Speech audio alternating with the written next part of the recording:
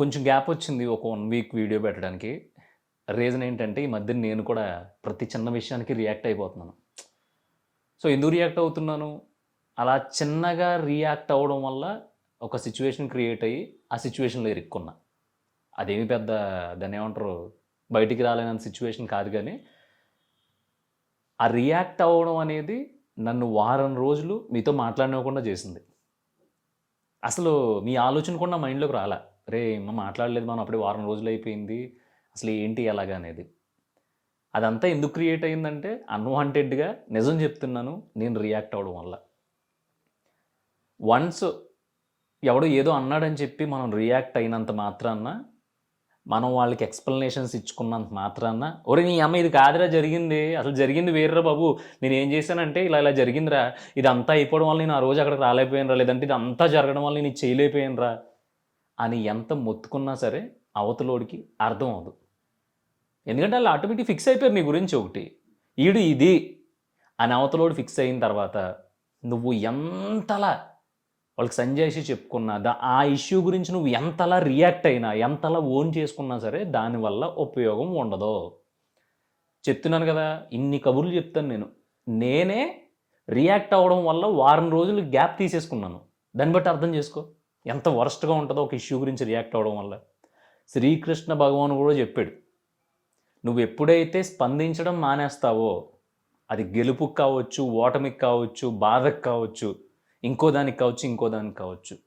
స్పందించకుండా నీ పని నువ్వు చేసుకుంటూ వెళ్ళిపోతావు. అప్పుడు చాలా హ్యాపీగా ఉంటావు.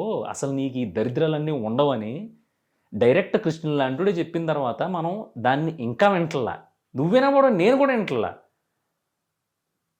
సో, ఈ వారం రోజుల్లో ఒక చిన్న ఇష్యూ గురించి జుట్టు పీకేసుకోవడం వల్ల నాకేమొచ్చింది అని నేను రాసుకుంటే, బుక్కు లోపల ఉంది, చూపిస్తాను మీకు నెక్స్ట్ వీడియోలో అయినా. ఒక పేజీ మీద ఒక 10 లైన్లు రాసుకుంటే, నాకు పెద్ద బొక్క కనిపిస్తుంది తప్ప ఏ పాయింట్‌లో చూసినా, దానివల్ల నాకు రూపాయి పాల ఉపయోగం లేదు. ఇది మీతో డిస్కస్ చేయడానికి రీజన్ ఏంటంటే, నేను వేరే టాపిక్ గురించి మాట్లాడొచ్చు. కానీ, నేను ఏదైతే సఫర్ అయ్యానో, అది మీకు చెప్పడం కదా నా మెయిన్ ఇంటెన్షను. సో, ఎవడో మన గురించి కామెంట్ చేశాడనో, లేకపోతే మన ఫ్యామిలీలోనే మనల్ని తీసి పాడేశారనో, ఎవరో మనల్ని ఏదో అన్నంత మాత్రాన ఆడి మీద పగబట్టేసి, నువ్వు ఆ పాయింట్‌కి రియాక్ట్ అయిపోయి, ఏమైనా సరే నేను ఆడికి గుణపాఠం చెప్పాల్సిందే అని చెప్పి, ఆ ఇష్యూ గురించి ఆలోచనతో కూర్చున్నామనుకో, గుణపాఠాలో, స్కూల్లో పాఠాలో, ఎల్‌కేజీలో పాఠాలో ఏం రాకపోగా, తలపోట్లు, బీపీలు వచ్చేసి, అయన్నీ రాకపోయినా ప్రెజెంట్‌లో మనం ఏదైతే బతుకుతున్నామో, ఆ ప్రెజెంట్ మొత్తం గజిబిజిగా తయారైపోద్ది. అంటే మనం ఈ క్షణంలో ఉండం.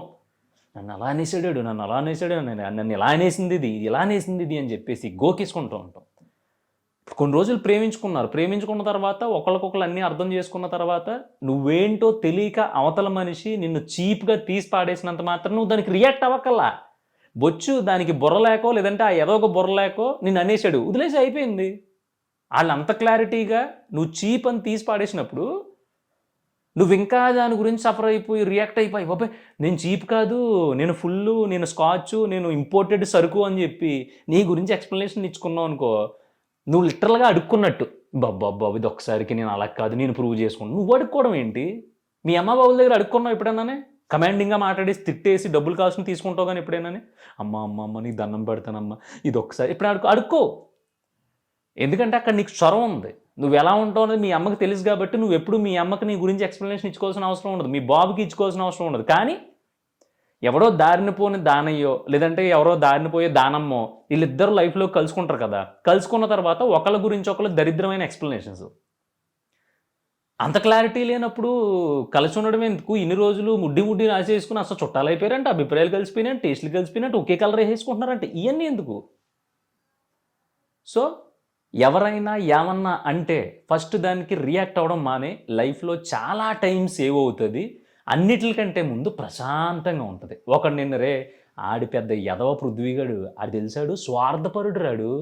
ఆడు మినిమమ్ ఎవరిని దేకడు. ఎప్పుడు ఆడే మొత్తం అన్నీ చేసేయాలనుకుంటాడంటే యెస్. నేను స్వార్థపరుడిని. నేను అన్నీ చేసేయాలనుకుంటున్నాను. ఎందుకంటే నా జీలో దమ్ముంది కాబట్టి నేను అన్నీ చేయగలననే కెపాసిటీ నాకు తెలుసు కాబట్టి నేను చేయాలనుకుంటున్నాను. దానికి పీకేసుకోవడం ఎందుకు నేను? ఒక నవ్వు నవ్వేసి బాగానే అర్థం చేసుకున్నారు నువ్వు, కొంచెం లేట్గా అర్థం చేసుకున్నావు ఎదవా, ఇంకొక సంవత్సరం ముందు అర్థం చేసుకోవాల్సింది నువ్వు అని ఒక నవ్వు నవ్వేసి దానికి రియాక్ట్ అవ్వడం మానేసి అక్కడ వదిలేసావు అనుకో, అవతలోడు మొత్తం అన్నీ లాగేసుకుని పిసికేసుకుంటూ ఉంటాడు. అయిపోయి ఈడేంటి, ఈడు మనం తిట్టాం కదా, ఈడు రియాక్ట్ అవ్వకుండా ఏంటి ఇలా అనేసి వెళ్ళిపోయాడు, మనం కరెక్ట్గా తిట్టలేదా ఇండి అని చెప్పేసి ఇంకోసారి ఏం తిట్టాలని ప్లాన్ చేసుకుంటాడు. ఏ సిచ్యువేషన్లో తిట్టాలా, ఈడు ఎప్పుడు దొరుకుతాడా అని, మనం ఎప్పుడు దొరుకుతాడని అవతలోడు వెయిట్ చేస్తూ ఉంటాడు. ఈలోపు మన పని మనదే, మన పని మనం చేసుకుంటా హ్యాపీగా తాగుతా తింటా తిరుగుతా పని చేసుకుంటా నెక్స్ట్ ఏం చేయాలో ఆలోచించుకుంటా మన బతికేదో మనం బతుకుతాం. అది కాకుండా నేను పలానా రోజు ఆడికి ఏదో చేసి పెట్టాను, అది కూడా గుర్తులేదు ఎదవకే, ఆడు నన్ను ఇంత మాట అంటాడా, నేను ఆడి దగ్గర ప్రూవ్ చేయాల్సిందే, ఆడు దొరికితే నిలబెట్టి కడిగేసి కంపల మీద పోసేస్తాను ఎదవనే.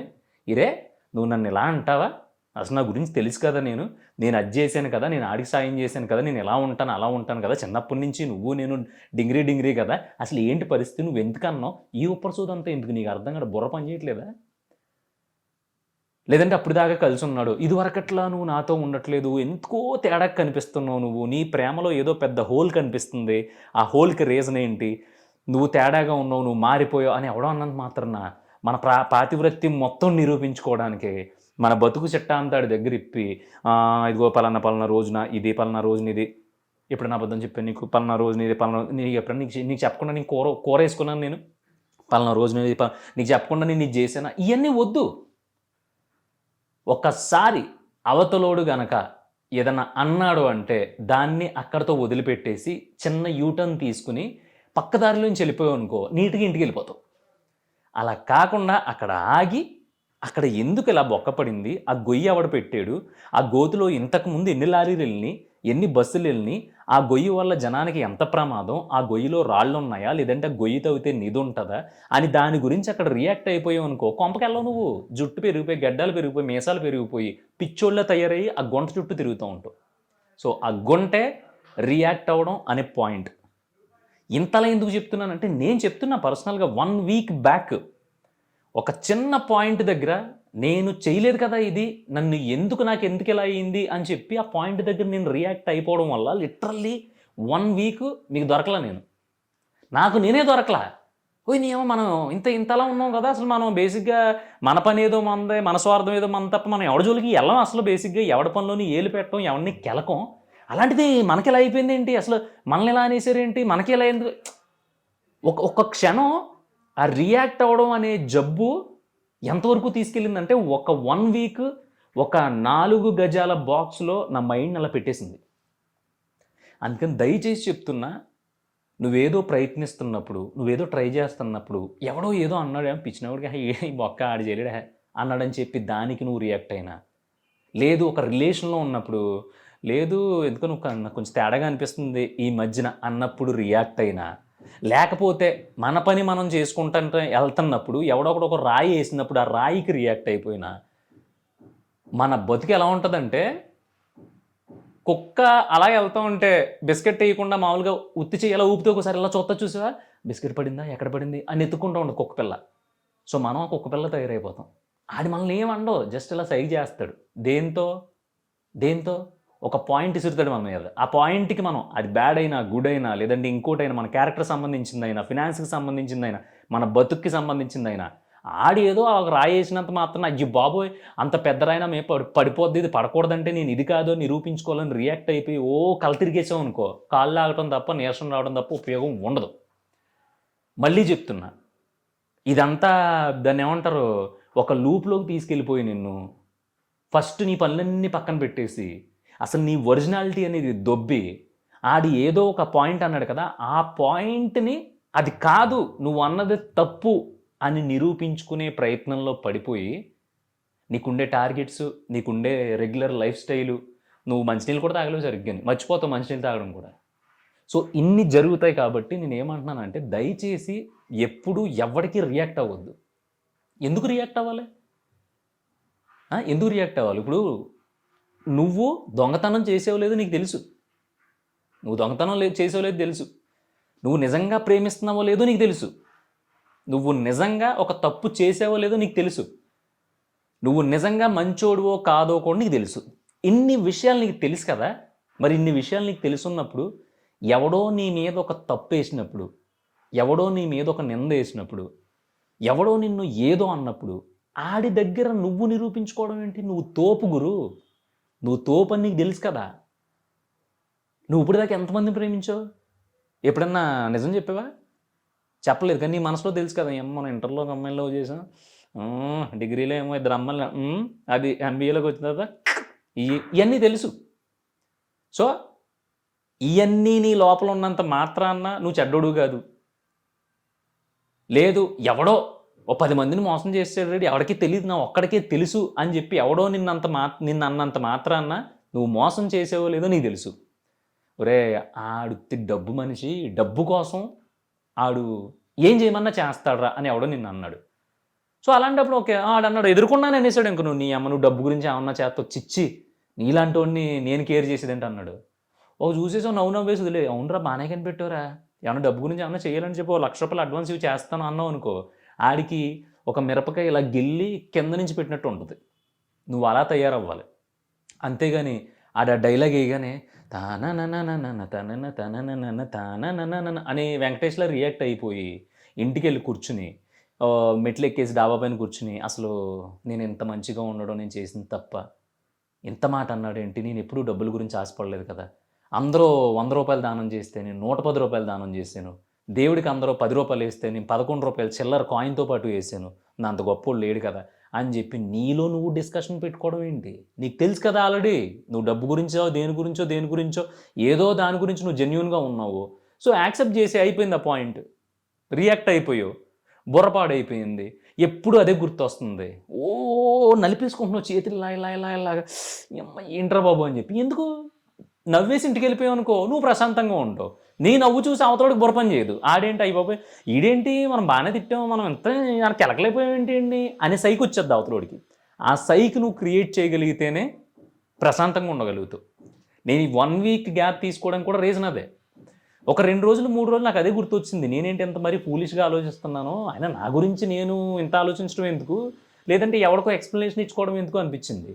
నాకు తెలుసు ఆ విషయం, కానీ ఆ విషయాన్నే నేను ఐడెంటిఫై చేసి ఇది కాదు అసలు, దీనివల్ల నిజంగానే ఓకే, దీనివల్ల ఏమన్నా నేను అనుకుంటే నేను రియాక్ట్ అయిపోయి దీని గురించి ఆలోచించడం మొదలుపెట్టాను కదా, నాకు ఏం కలిసి వచ్చింది, ఏమన్నా కలిసి వచ్చింది అంటే కనుక ఇది వ్యాలిడ్ పాయింటే, రియాక్ట్ అవ్వచ్చు అని చెప్పి నేను పేపర్ మీద రాసుకుంటే 10 పాయింట్లు, దీని అమ్మ జీవితం ఒక్క పాయింట్లో కూడా కనీసం % కూడా అంటే 0.01% కూడా నాకు ఎక్కడ బెనిఫిట్ లేదు, అన్నీ బొక్కలే, నా పని అయిపోయింది, నా ఆలోచనలు అక్కడ బ్లాక్ అయిపోయినాయి, అదంతా కాకుండా చిరాకుగా ఉన్నాను, మైండ్ దొబ్బింది.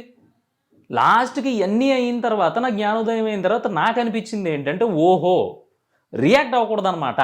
ఈ పదం 4 అక్షరాలైనా దీని గురించి నేను మీతో ఇప్పుడు 10-15 నిమిషాలు మాట్లాడుతున్నా, దానికి మెయిన్ రీజన్ ఏంటంటే రియాక్ట్ అవ్వడం. ఎప్పుడైతే దాన్ని వదిలిపెట్టేసామో దానంత బ్యూటీ ఇంకా ఎక్కడా ఉండదన్నమాట. ఒక్కసారి ట్రై చేయి. ఎలాగా నాకు తెలిసి ఈరోజు 30, రేపొద్దున 31, 31 కదా, రేపొద్దున నుంచే మొదలుపెట్టు. రేపు తెల్లవారి మంచం మీద నుంచి లెగిసినప్పటి నుంచి మన గురించి ఎవడో బ్యాడ్ అన్నా గుడ్ అన్నా సరే నువ్వు రియాక్ట్ అవ్వకుండా వదిలేసే, చాలా పీస్ఫుల్గా ఉంటుంది. నేను చెప్తున్నాను, చాలా ఇష్యూస్కి నీకు ఆన్సర్స్ కూడా దొరుకుతాయి. నువ్వు ఎరగదీసేవరా గొప్పగా, మామూలుగా లేదురా అన్నప్పుడు కూడా నువ్వు రియాక్ట్ అవ్వకూడదు. రియాక్ట్ అవ్వాల్సిన అవసరం ఏందో, ఈరోజు గొప్పగా చేసావు, రేపొద్దున ఫెయిల్ అవ్వచ్చు. సో రెండిట్లకి నువ్వు సమానంగా ఉండాలి, ఒకదానికి పైకి ఎగిరిపోకూడదు, ఒకదానికి దిగిపోకూడదు. అంటే ఎప్పుడు మైండ్ సెట్ సమానంగా ఉండాలి. సెలబ్రేషన్ అనేది నువ్వు చేసుకోకూడదు. నువ్వు ఒక పాయింట్ కొట్టిన తర్వాత దిమ్మ తిరిగిపోయి నీ చుట్టూ ఉన్న వాళ్ళందరికీ వాళ్ళు సెలబ్రేట్ చేసుకోవాలి. అరే ఇప్పుడు వీడు కొట్టాడు, ఇప్పుడు మనం క్లాప్స్ కొట్టకపోతే అందరూ మనల్ని చూసి రే అమ్మ పృథ్వీగాడు సక్సెస్ అవ్వడం అంటే వీళ్ళు ఎవరికి నచ్చలేదురా, వాళ్ళు ఇద్దరు క్లాప్స్ కొట్టట్లేదు చూసావా అని ఎవడన్నా అనుకుంటాడని చెప్పేసి నచ్చకపోయినా సరే బాగుంది అయ్యో బాబు తీసావు అంటారన్నమాట. సో అలా ఇక్కడ నువ్వు రియాక్ట్ అవ్వకుండా నీ పని నువ్వు చేసుకుంటే వెళ్ళిపోతే మాత్రం చాలా బాగుంటుంది. లేదు ఎవడేమన్నా సరే రియాక్ట్ అయిపోతే మాత్రం ప్రతి ఒక్కడు నిన్ను అలా గిల్లేసి వెళ్ళిపోతూ ఉంటారు.